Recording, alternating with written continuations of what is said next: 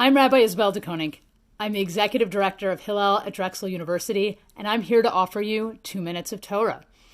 In this week's Parsha, we get instructions for how to remove the impurity or tumah that's associated with when you come in contact with a dead body.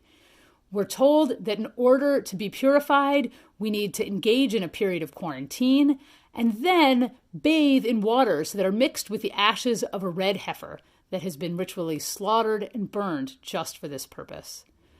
As a queer person, anytime I hear the words purity and impurity, particularly when they're associated with the Bible, I get my guard up.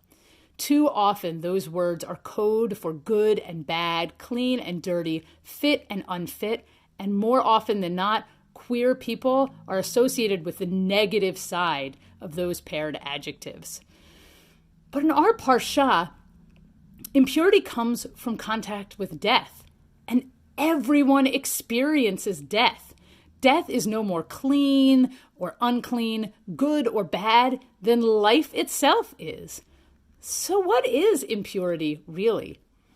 I learned from the founders of Mayim Chaim, Living Waters Community Mikveh in Boston, that another way to translate Tumah and Tahara are not ready and ready.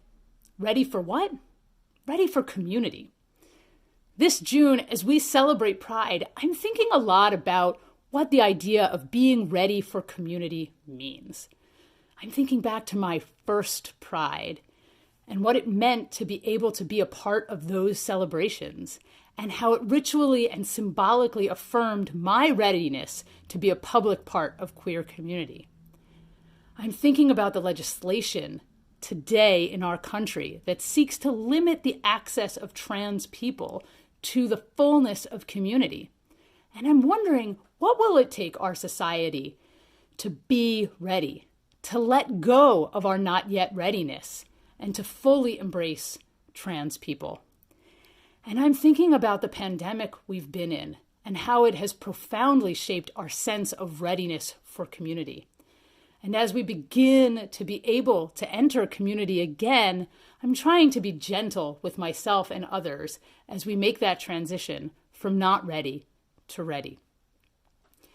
So this month, wherever your readiness and not readiness might come from, I hope that you find the rituals to mark those transitions from not ready to ready, and that you find time to feel joy and connection to community. Shabbat Shalom and happy Pride.